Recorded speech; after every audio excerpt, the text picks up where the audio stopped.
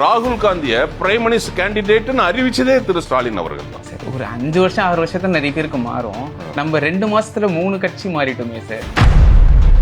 2 மாசத்துல 3 கட்சி கிடையாது. தேமுதிக அதுக்கு இருந்து 2 கட்சி மாறிட்டோம். தாவேகால இருந்து மாறினாதான் நீங்க 3 கட்சின்னு சொல்றீங்க. ஓகே, 2 கட்சிக்கு மாறிடும். 3 கட்சியில இருந்தீங்கன்ற சார். 32 வருஷம் ஒரே இயக்கத்துல இருந்தோம். நீங்க அத பார்க்கணும். 32 வருஷம் ஒரே இயக்கத்துல இருந்தோம். ஆனா ஒரே மாசத்துல அதிமுகல இருந்து ஏன் வந்தோம் அப்படிங்கிறது உங்களுக்கும் தெரியும்.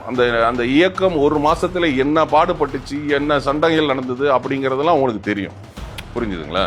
ஸோ அப்படி இருக்கிற பட்சத்தில் இப்போ அவங்க சிவி சண்முகம் சார் ஒரு அணியாகவும் இவர் ஒரு அணியாகவும் செயல்பட்டாங்க. பிரச்சனைகள் வந்தது. அவங்க 25 பேர் வெளியே போனாங்க.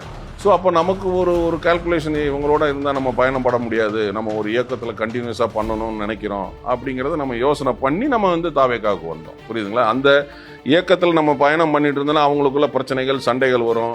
ஸோ ஒரு அரவணைப்பு வேணும். இப்போ நீங்க அப்போ இபிஎஸ் அவர் கூட இஷ்யூ இருக்கிறதுனால தான் நீங்க அந்த சிவி சண்முகம் அவங்க சர்க்கிளோட வெளில வந்தீங்கன்றீங்களா? ஆக்சுவலி அவர் திரு எசக்கி சுப்பையா அண்ணன் அவர்கள் எனக்கு 25 வருஷமா பழக்கம்.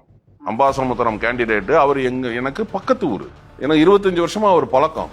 பிளஸ் அவருக்கு நான் பிரச்சாரம்லாம் பண்ணியிருக்கிறேன். அப்போ அவர் என்கிட்ட சொல்றாரு, நான் இந்த மாதிரி ரிசைன் பண்ண போறேன், நான் தாவேகாக்கு போக போறேன், உங்களுடைய நிலைப்பாடு என்ன, நீங்க அதிமுகவில் கன்டினியூ பண்றீங்களா இல்லைன்னா நீங்க என்னோட வர்றீங்களா?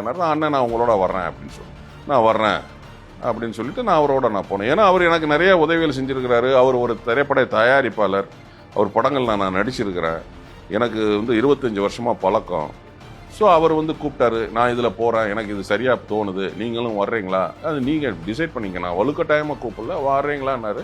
நைட்டு பேசினாப்புல காலையில் 9 மணிக்கு வீட்டுக்கு வந்துடுங்க, நம்ம டிஃபன் சாப்பிட்டு அப்படியே கிளம்பிடலான்னா நான் நைட்டு காலையில் 9 மணிக்கு நான் வீட்டுக்கு போனேன். சாப்பிட்டு நேராக போய் ரிசைன் லெட்டர் கொடுத்தோம். அவர் கூட நம்ம ஜாயின் பண்ணோம்.